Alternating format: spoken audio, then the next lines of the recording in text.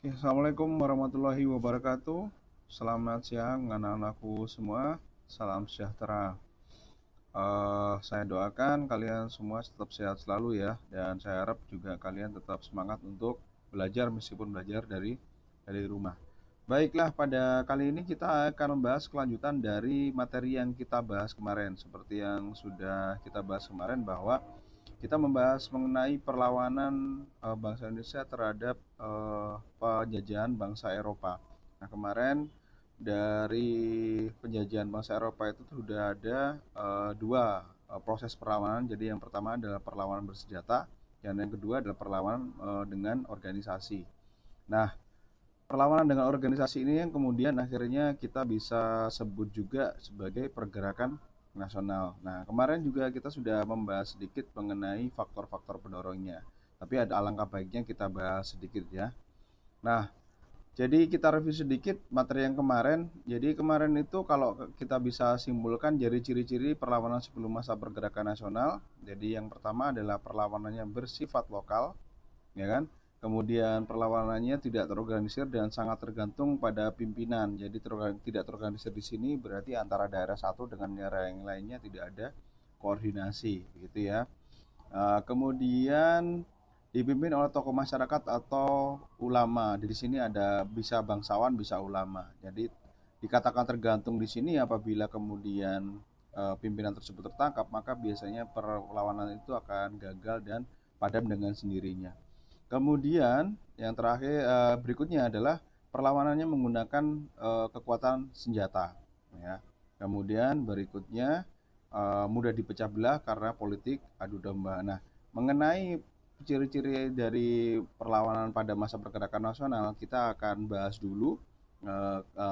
Nanti itu akan ada pada kesimpulan akhir. Nah, kita lanjutkan, kita review sedikit lagi ya mengenai alurnya. Jadi yang kemarin, jadi perlawanannya, jadi perlawanan sebelum abad 20 itu rata-rata gagal. Jadi perlawanan bersenjata tadi itu gagal. Pada saat yang sama pada awal abad ke-20, jadi Belanda melakukan sebuah kebijakan, melaksanakan sebuah kebijakan yang bernama politik etis. Nah, politik etis ini adalah sebuah politik balas budi di mana bangsa Belanda itu kemudian membalas hutang budinya kepada bangsa Indonesia karena sudah dapat memakmurkan negara Belanda. Meskipun sebenarnya hutang budi atau politik etis ini hanya tidak dilaksanakan dengan sepenuh hati bahasanya ya. Nah, kita udah bahas kemarin itu di masa kolonial. Nah, ada tiga, yaitu kemarin irigasi, migrasi, sama edukasi. Nah, edukasi ini yang kemudian memunculkan kaum priai terpelajar. Kaum priai terpelajar ini kemudian mempelajari kegagalan tersebut, makanya kemudian bisa dikatakan kaum priai ini adalah motor utama dari munculnya pergerakan nasional. Disinilah kalau dikatakan bedanya terpelajar dengan yang tidak, gitu ya. Nah, dari sini muncullah pergerakan nasional yang kemudian pergerakannya tersebut dengan perlawanan dengan cara yang berbeda dari sebelumnya, yaitu dengan organisasi. Bagaimana caranya kok bisa melawan dari organisasi? Nanti kita akan bahas dalam pembahasan selanjutnya ya. Nah, faktor pendorong, ada faktor pendorong yang bersifat intern, kemudian ada faktor pendorong yang bersifat ekstern. Kemudian ada untuk masa perkembangannya sendiri, ada masa perintis atau masa pelopor, ada masa radikal, dan masa moderat. Itu agak salah ya, tidak apa-apa, tapi nanti yang penting Anda bisa memahami. Baik, saya lanjutkan lagi. Nah, faktor pendorong ini kemarin juga kita bahas, tidak apa, tidak ada salahnya apabila kita sedikit mereview sehingga kemudian untuk supaya bisa lebih paham. Jadi faktor internalnya yang pasti karena adanya golongan terpelajar. Jadi ini yang paling utama, ya kan? Nah, golongan terpelajar ini mempelajari segala hal, ya kan? Dan mempunyai pengetahuan lebih banyak, dan ini kemudian ditambah dengan adanya kemajuan bidang komunikasi dan lain sebagainya yang ada di dunia lain, itu turut memperkaya pengetahuan dari golongan terpelajar tersebut. Kemudian perasaan senasib penderitaan, jadi ini ya untungnya golongan terpelajar ini rasa kebangsaannya sudah muncul sehingga kemudian mereka merasa prihatin dengan merasa prihatin dengan kondisi dari bangsa Indonesia yang terjajah. Kemudian berikutnya adalah kenangan kejayaan masa lalu dari bangsa Indonesia. Jadi pada masa dulu bangsa Indonesia ini pernah jaya, yaitu pada masa Majapahit dan masa Sriwijaya, di mana pada masa itu eh, bangsa Indonesia istilahnya punya kemerdekaan penuh bahasanya, jadi bukan bangsa yang terjajah. Berikutnya untuk faktor eksternalnya. Jadi faktor eksternal ini tidak lepas kaitannya dengan kemajuan komunikasi dan informasi tadi. Jadi informasi dari luar itu kemudian diserap oleh para golongan terpelajar tersebut. Salah satunya adalah kemenangan Jepang atas Rusia, ya kan? Nah, di sini kemudian muncul sebuah pemikiran bahwa mitos bahwa bangsa Eropa tidak bisa dikalahkan sudah runtuh. Nah, kemudian hal yang sama ini juga muncul di pergerakan nasional di negara-negara lain, dan ini pergerakannya memang lebih dulu. Di sinilah kemudian juga diserap oleh informasi ini oleh golongan terpelajar tersebut dan mempelajari bagaimana cara mereka bisa meraih kemerdekaan. Jadi memang rata-rata pergerakan nasional di negara-negara ini lebih dulu meraih kemerdekaannya. Kemudian berikutnya adalah pengaruh dari paham-paham nasionalisme, paham-paham baru ya, di ideologi nasionalisme, sosialisme, liberalisme dan demokrasi dan lain sebagainya.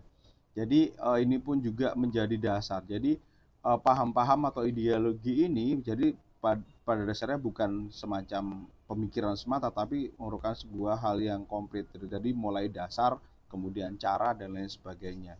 Seperti itu ya. Nah, mengenai seperti apa nasionalisme, sosialisme, liberalisme dan lain sebagainya, kita nggak bahas ini secara detail, tapi nanti kalau ada pertanyaan kita bisa atau nanti pas waktu pembahasan kita bisa bahas sedikit-sedikit ya. Karena apa? Paham-paham atau ideologi-ideologi ini yang kemudian menjadi dasar dari organisasi-organisasi pergerakan nasional pada masa itu, gitu ya. Nah, kita lanjutkan. Nah, di sini kita sudah mulai. Jadi, untuk perkembangan pergerakan nasional Indonesia sudah seperti yang sudah saya sampaikan pada alur flowchart tadi di depan, bahwa pergerakan nasional Indonesia ini, pergerakan organisasi dibagi menjadi beberapa masa, yaitu pertama adalah masa pelopor, di mana masa pelopor ini atau masa perintis ini organisasi pergerakan rata-rata tidak berpolitik, kemudian bergerak dalam bidang sosial, pendidikan, ekonomi, dan keagamaan. Kemudian berikutnya adalah pada masa radikal. Jadi ini adalah masa setelah masa pelopor. Masa radikal ini bersifat, jadi sifatnya mereka non kooperatif, jadi tidak mau bekerjasama dengan pemerintah. Kemudian berpolitik, ya kan? Dan kemudian mempunyai tujuan jelas, yaitu menuntut kemerdekaan. Nah, masa berikutnya adalah masa moderat atau masa bertahan. Nah, masa bertahan ini tetap berpolitik organisasi-organisasi ini, tapi kemudian caranya dirubah, yaitu dengan cara yang kooperatif. Yaitu apa?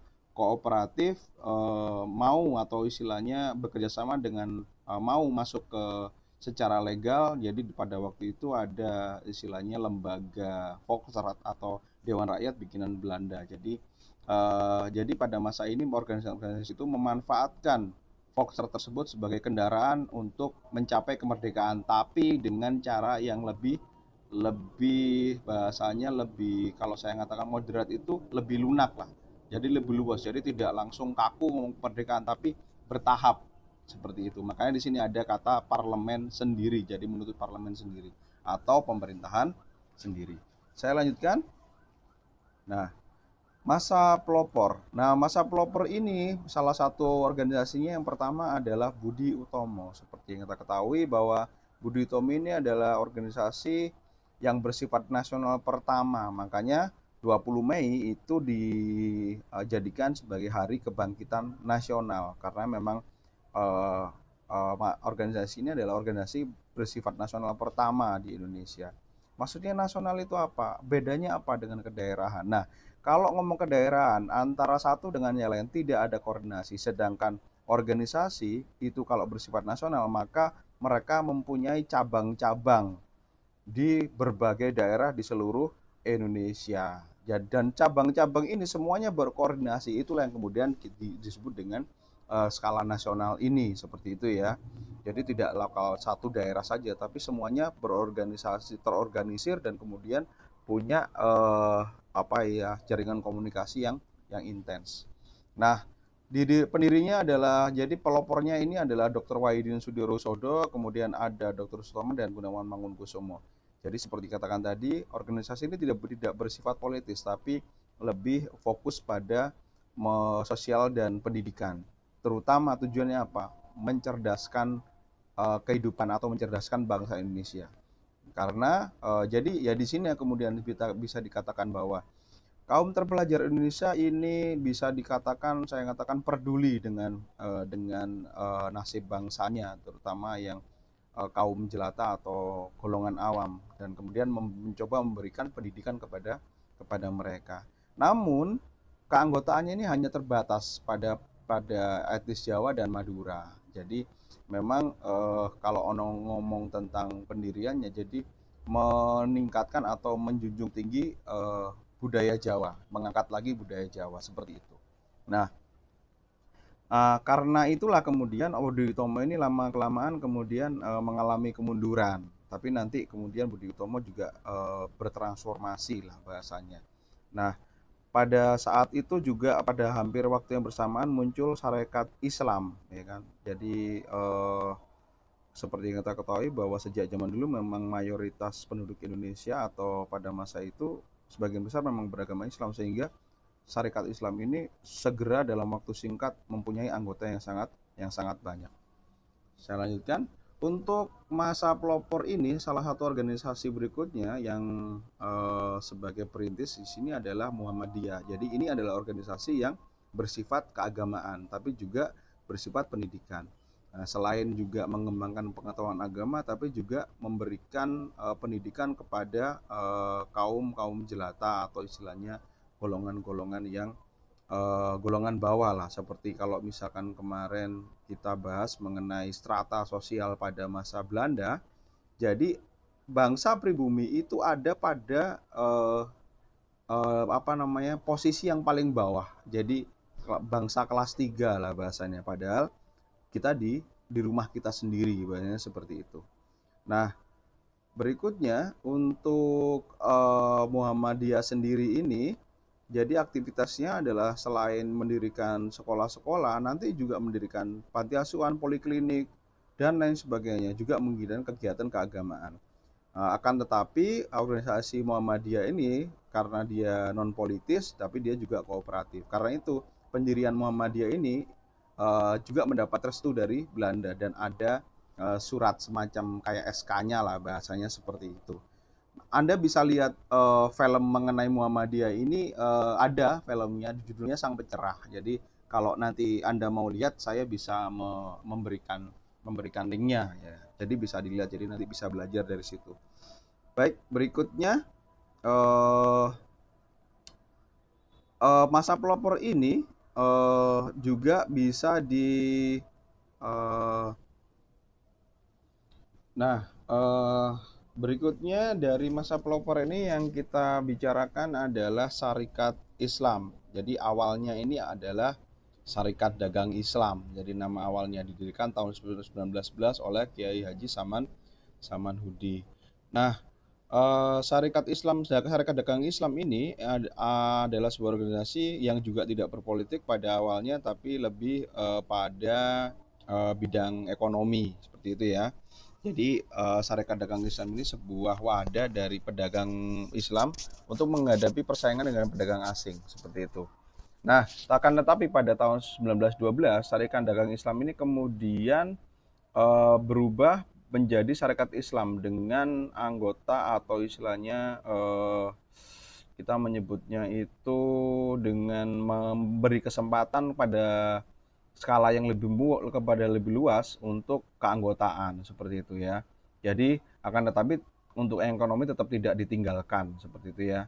Nah, jadi ketuanya di sini adalah Haji Umar Said Cokro Aminoto. Nah, kalau misalkan Anda pernah mungkin mendengar, jadi Haji Umar Said Cokro Aminoto ini adalah gurunya Soekarno, ya kan, gurunya Soekarno. Jadi tinggal di daerah Peneleh Surabaya, ya kan. Nah, yang kemudian juga rumahnya dijadikan tempat kos oleh Soekarno.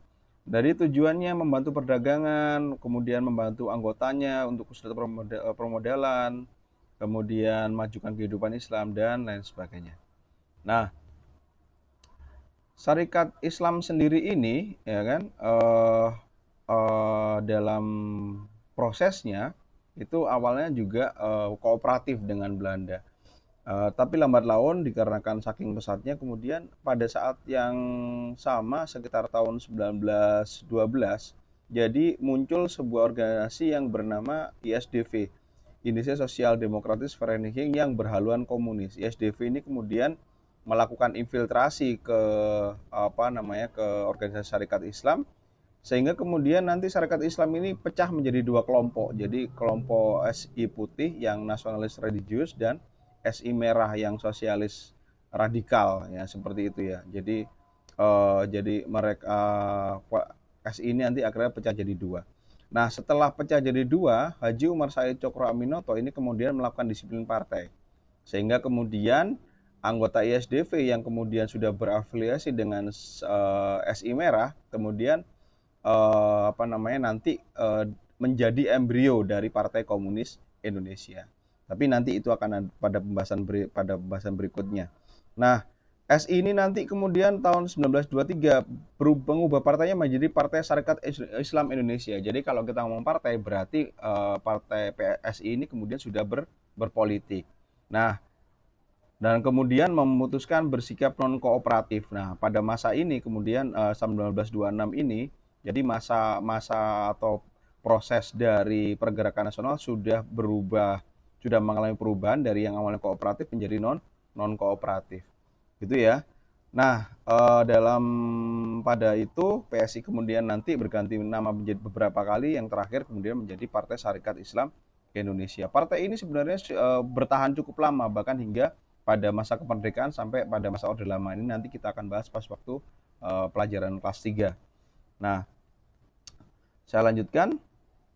Berikutnya adalah Indische Party. Nah, di sini kita sudah masuk pada periode radikal. Radikal di sini maksudnya adalah jadi garis keras bahasanya kalau saya mengatakan. Nah, tujuannya tegas, salah satunya adalah ngomong kemerdekaan Indonesia. Dan salah satu sifatnya mereka adalah, salah satu cara yang digunakan adalah non kooperatif. Jadi mereka di sini mengambil sikap oposisi terhadap pemerintahan Belanda. Nah, Indische Party ini adalah salah satunya. Nah, Indische Party ini didirikan oleh 3 serangkai, Ki Hajar Dewantoro, Cipto Mangunkusumo, dan Dawes Dekker. Nah, semboyan-semboyannya, jadi India untuk orang India, jadi India bebas dari Belanda, dan nasionalisme India ini adalah sebuah semboyan-semboyan yang mengancam Belanda. Makanya kemudian Indische Party ini dianggap sebagai organisasi yang berbahaya, dan ketiga tokohnya ditangkap, ya kan.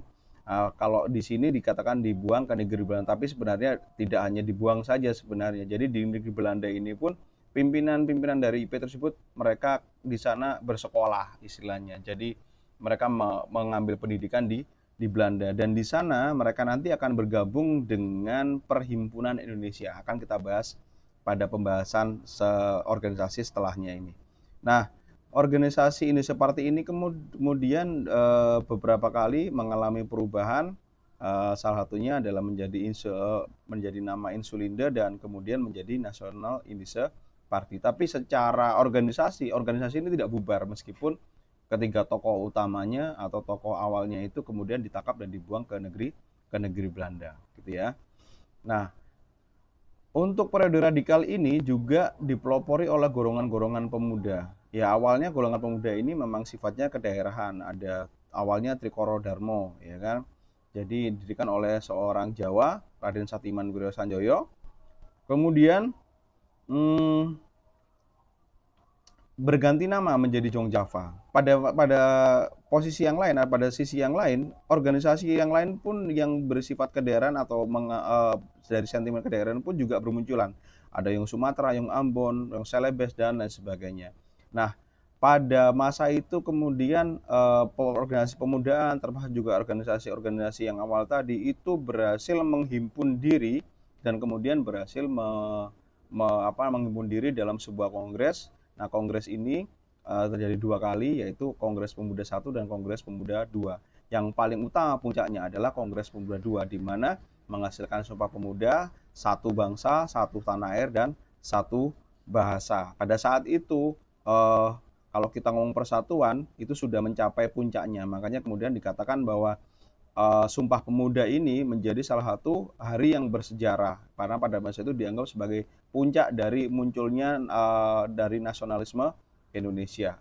Nah, pergerakan pada masa ini pun juga semakin kuat untuk menuntut kemerdekaan dari Belanda, begitu ya.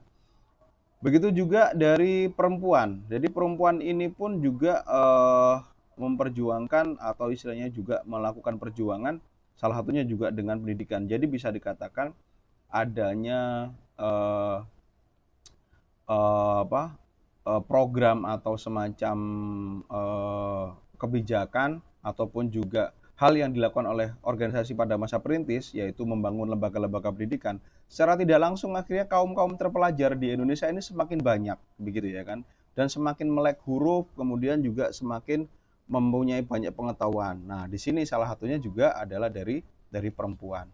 Pelopornya di sini adalah Kartini, dan kemudian juga di sini yaitu menuntut emansipasi, kesetaraan antara laki-laki dan perempuan, salah satunya dalam hal pendidikan. Nah, di sini selain Kartini ada Dewi Sartika yang membentuk kemudian sekolah istri di Bandung.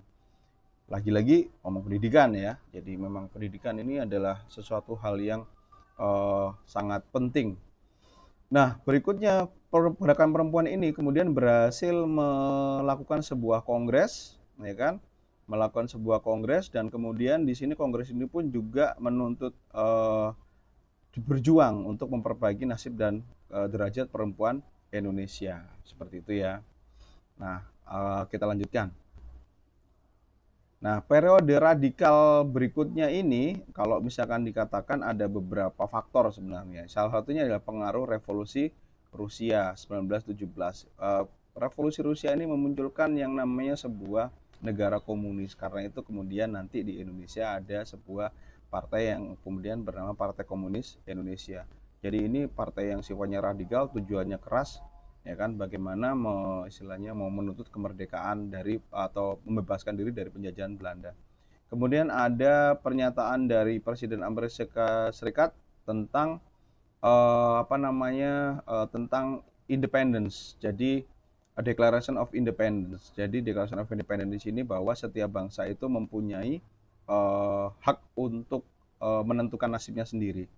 Nah, berikutnya adalah adanya Janji November. Jadi, Janji November ini oleh Van Lim Buxterom, Gubernur Jenderal pada masa itu janji ini memberikan kesempatan kepada bangsa Indonesia akhirnya mengenal yang namanya parlemen. Jadi, Janji November Belanda ini kemudian diwujudkan dengan pembentukan Dewan Rakyat atau Volksraad gitu kan. Meskipun sebenarnya Janji November ini tidak terwujud sepenuhnya karena sebenarnya Janji November ini adalah janji sebenarnya adalah memberikan pada bangsa Indonesia untuk memerintah negaranya sendiri, seperti itu, bangsanya sendiri. Tapi yang terjadi hanya diberikan Dewan Rakyat saja, tapi tidak pernah benar-benar diberikan pada bangsa Indonesia untuk memerintah bangsa Indonesia sendiri, seperti itu.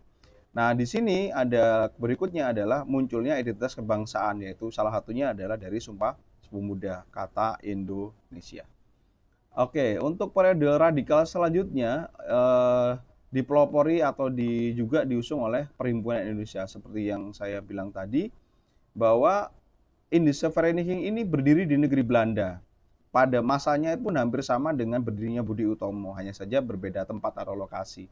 Nah, Perhimpunan Indonesia ini atau Indische Vereniging ini awalnya adalah sebuah organisasi yang berisi pelajar-pelajar dari Indonesia yang belajar di negeri Belanda.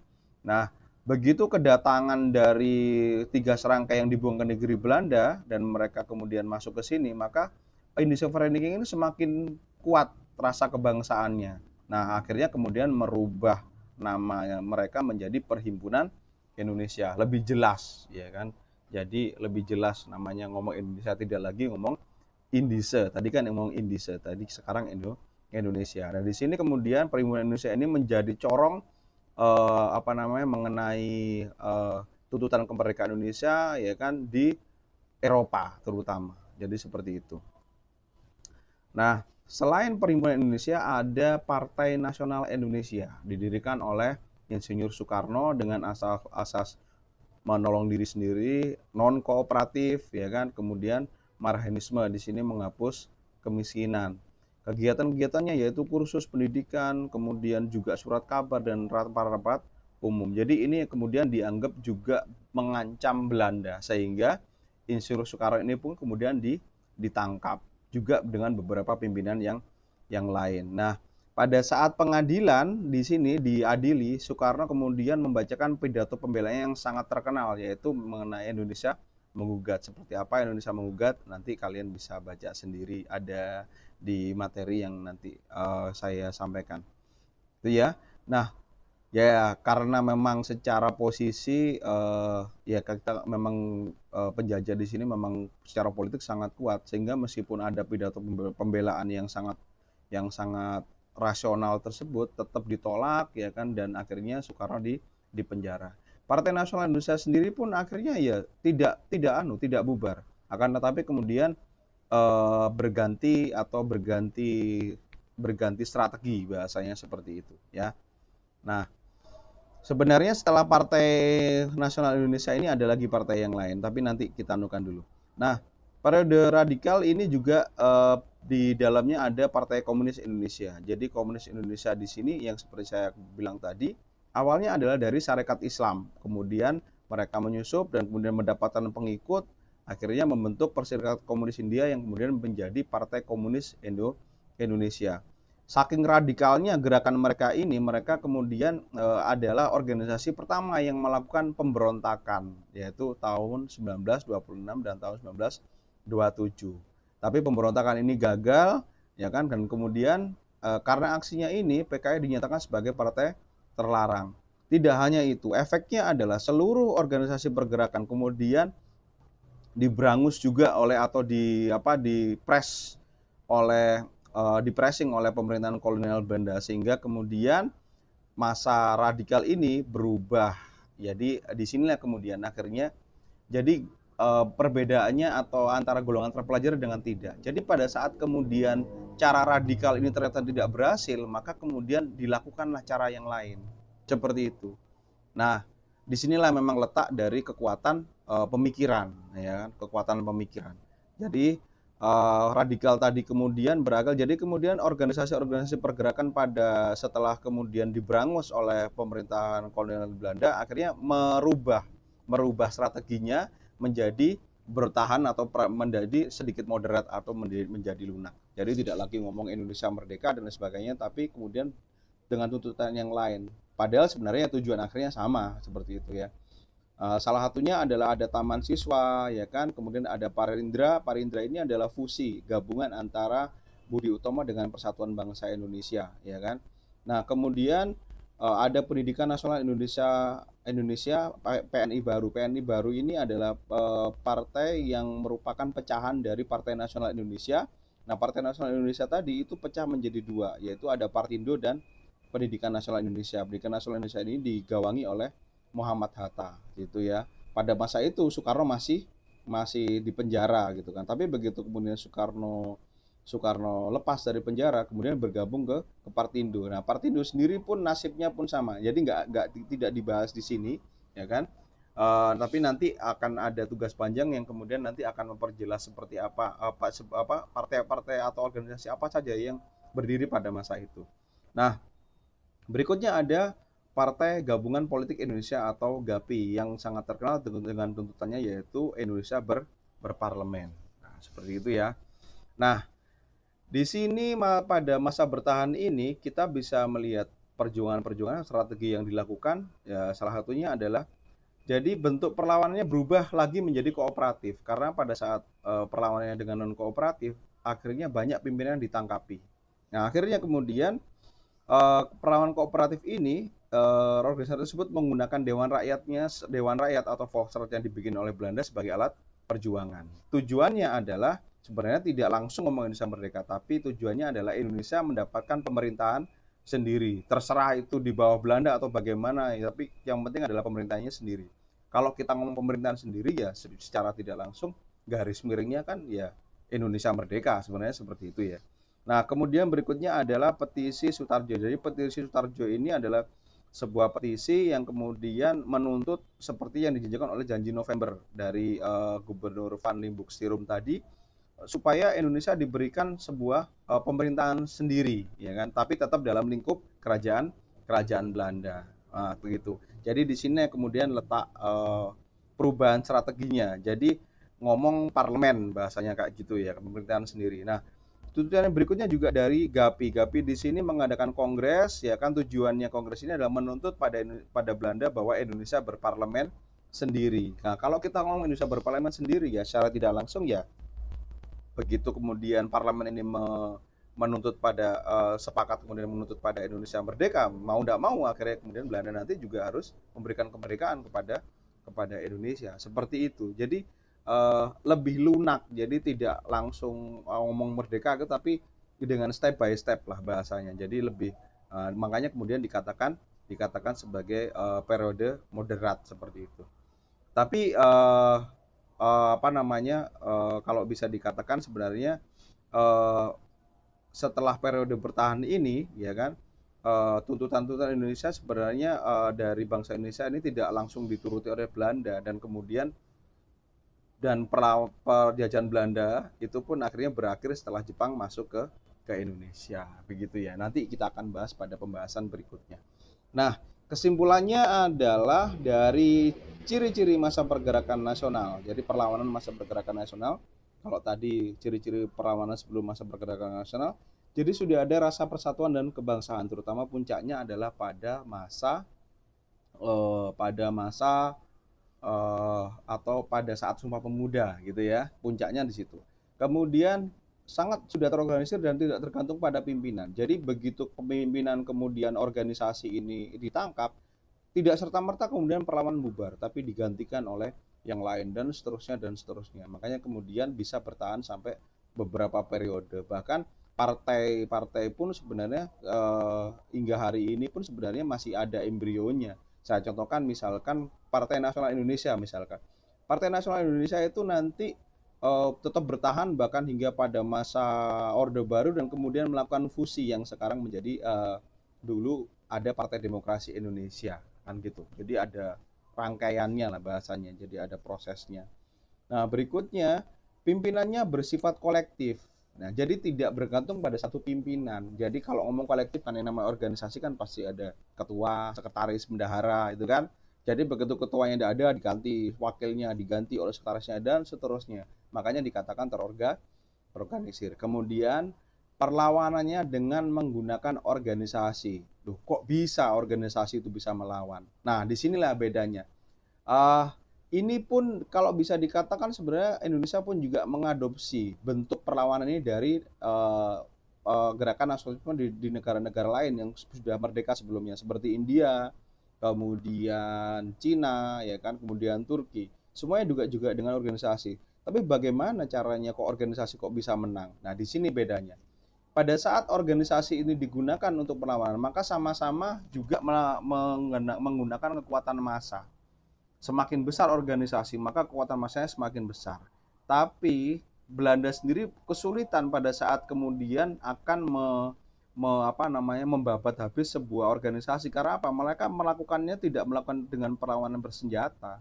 Jadi intinya pada saat perlawanan bersenjata, maka kemudian secara hukum Belanda punya apa istilahnya, saya bisa mengatakan punya dasar untuk menumpasnya. Tapi begitu perlawanan itu tidak dengan kekuatan bersenjata, bagaimana menumpasnya? Disinilah kemudian. Jadi semakin besar organisasi, maka kemudian ya semakin berbahaya. Memang lambat laun ya nanti organisasi-organisasi ini kalau misalkan diberi persenjataan juga akan sangat luar biasa pergerakannya dibandingkan dengan perlawanan-perlawanan sebelum masa pergerakan nasional. Kenapa? Karena sudah lingkupnya sudah seluruh Indonesia bahasanya. Jadi sudah seluruh seluruh wilayah itu ada, cabang-cabangnya itu ada. Jadi gitu, satu komando lah bahasanya. Makanya kemudian organisasi ini dikatakan berbahaya daripada perlawanan yang sifatnya lokal kedaerahan begitu. Nah, seperti itu sebenarnya. Nah, untuk berikutnya, karena organisasi ini terorganisir, jadi kemudian tidak mudah dipecah belah karena rasa persatuannya sudah kuat. Hal ini berbeda dengan perlawanan sebelumnya, di mana saya contohkan seorang raja dari Bone Arupalaka itu bekerja sama dengan VOC untuk mengalahkan kerajaan Goa Talo yang dipimpin oleh Sultan Hasanuddin. Seperti itu. Nah, begitu ya. Nah, saya rasa dari situ kesimpulannya yang ada. Yang nanti yang lain apabila ada ditanyakan bisa langsung ditanyakan pada setelah pembelajaran atau juga bisa langsung japri ke saya. Nah, berikutnya untuk pesan sponsor pada hari ini dari Mbak Najwa Shihab. Jadi Mbak Najwa Shihab mengatakan bahwa hanya pendidikan yang bisa menyelamatkan masa depan, tanpa pendidikan Indonesia tidak mungkin bertahan. Karena itu pesan moralnya pada Anda-Anda semua, tetaplah belajar karena pendidikan ini yang juga bisa menyelamatkan masa depan Anda. Pada saat masa depan Anda juga selamat, maka Indonesia pun juga bisa bertahan sebagai sebuah negara. Seperti yang sudah sering dilakukan bahwa keberlangsungan bangsa ini tergantung dari generasi penerusnya. Karena itu kalau hubungannya dengan ngomong peran kaum terpelajar dalam pergerakan nasional, maka sudah bisa dibuktikan bahwa kaum terpelajar ini yang bisa membawa Indonesia merdeka. Begitu juga Anda, karena itu belajar yang baik ya, karena apa? Yaitu tadi, karena dengan pendidikan yang baik maka Anda juga menyelamatkan masa depan Anda, juga menyelamatkan masa depan Indonesia. Mungkin itu saja yang dapat saya sampaikan. Kurang lebihnya saya mohon maaf. Nanti apabila ada pertanyaan bisa japri ke saya ataupun juga bisa mengetikkannya di Google Classroom. Begitu saya akhiri. Assalamualaikum warahmatullahi wabarakatuh.